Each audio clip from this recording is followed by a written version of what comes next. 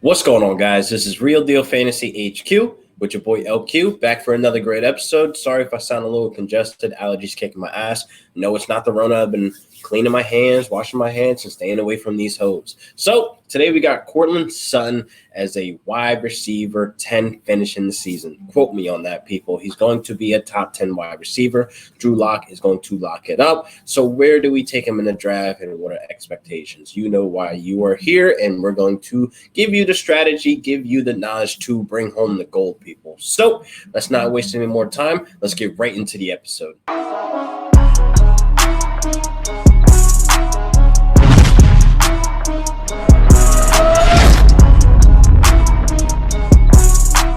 So we got Courtland Sutton. Now, he finished 19th, wide receiver 19 in PPR formats, which isn't terrible, but I do believe he's on the rise. He's going to finish as a top 10 wide receiver. Even if he finishes at 10, I'm going to be very happy with his value in the draft right now, being a top 10 wide receiver, people. Now, he has Drew Lock going into his second year.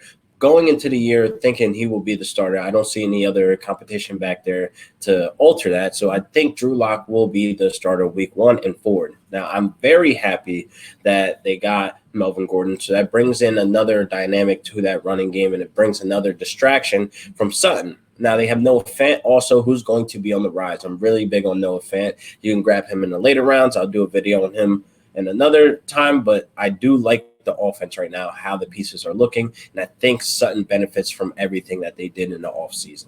Now, Sutton had 125 targets. He had 1,112 yards, and he had 6 touchdowns, people. Now, 92 of those targets were catchable. So he only missed 18 catches that were on him basically and only had 3 drops. So I do take that ratio in consideration. That makes him a reliable wide receiver. I'll take that all day for a guy like Sutton. Now, he's going to be in an offense right now where they're going to be looking for him as the wide receiver 1, the first target. Now, without Denver having that solid wide receiver 2, that does bring some concern going to his week-to-week production if they don't have another guy out there as a distraction. So hopefully Noah Fant is another guy that'd be the second option or even the first option. Who knows? But I do believe they need another wide receiver too. Maybe Hamilton steps up. Maybe they get a guy in the draft, but they do need a wide receiver too badly, people, because I do think with Sutton just being all alone out there, it's not going to look good or do any good for his week-to-week production. So we got him going in the late second round,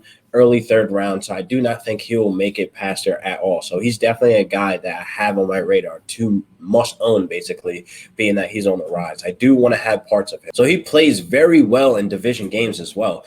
Now, he put up wide receiver 1 elite numbers, stud numbers against the Chargers in that division twice. So you would think that the Chargers are having the best defense in that division where he would struggle, but he actually was just killing it. Now, we all know Denver had basically the musical chairs thing going on with the quarterbacks, Joe Flacco, Brandon Allen, and now Drew Lock. So even with that going on, Sutton still managed to put up good numbers. He still managed to be a serviceable wide receiver in the flex position. So I do like that when they were targeting him, they had a QPR as a total between the 3 at 92.4. Now, it's not the best, but it could be worse, people. It's still good that even with these type of difference in talent, he was still able to put up good numbers. So obviously Drew Lock and Sutton will have to build some chemistry in this offseason if there is an offseason, but they will have to go into this next season being so in sync that Lock and Sutton can keep this ball rolling, people. I think they got something special there.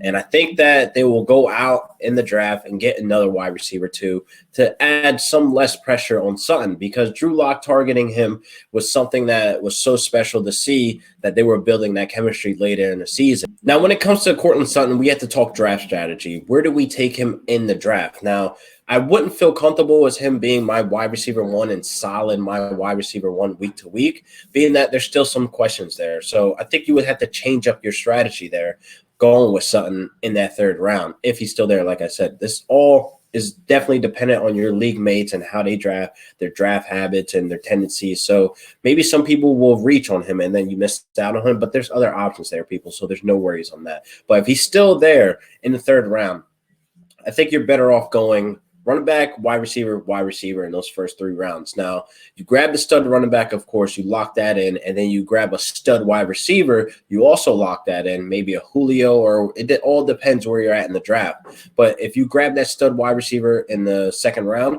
then you could come to 3rd round if he's still there and grab Sutton. So that's a perfect combination that I think will be good, because if you go running back, that stud is going to be the guy that's going to produce for you week to week. He's going to be owning probably like 30% of your fantasy points week to week. So to bring home the gold, of course. So I think the draft strategy for Sutton should be running back, wide receiver, wide receiver. That's just me, because I think he's still going to be there. I don't think much people are going to go reach on him. There's other people that people will reach on. So I think that Sutton should still be available for you there. He definitely has the potential to be the wide receiver 1 that we think he can be. Now, he gives me Cooper Kupp vibes. He gives me DJ Chark vibes. He gives me a lot of those vibes where they week to week they could put up the wide receiver 1, numbers, but then they take a step back a couple weeks where you're kind of like, where are they in the mix of things? So I do like Sutton's ceiling.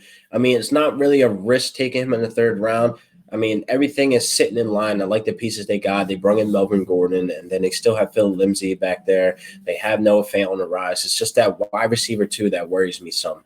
So I do think he's a must-own wide receiver, but don't do any reaching and kind of figure out your draft strategy of like how you're going to get him. Because we have to think Sutton's going to bring all the attention week to week. Everybody knows he's on the rise. Everybody knows this kid was heating up. We all know that Denver has the wide receiver 1 in him, so the defenses will adjust to him. So I do expect Drew Lock to show up and show out, get the ball to Sutton. We should see a nice little increase in touchdowns. I do think he'll be from the 6 to 10 range where we'll see out of Sutton next season, being that he's going into that next season as the clear guy. There's no Emmanuel Sanders there. There's no questions at quarterback right now. They have Noah Fant. Again, I'm going to keep preaching his name on the rise. So they just need to grab that wide receiver 2.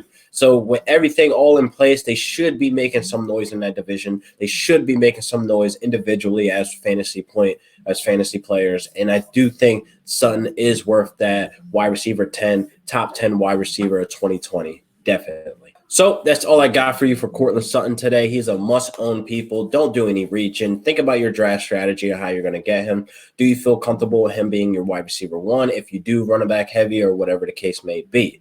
So I'll see you guys next week for another great episode. But, of course, leave a like and subscribe for me. Show some love, share, leave a comment below on what you guys think about the episode. And I'm sorry I'm a little congested. I will be better. I'm not corona. Like I said, I'm corona-free. I'm washing my hands and staying away from these hose people. So the most important thing, remember to bring home the gold, people, when you're watching these videos come draft day. So I want you guys to make sure you guys are staying corona-free, and I'll see you guys next week for another great episode of Real Deal Fantasy HQ with your boy LQ. Peace.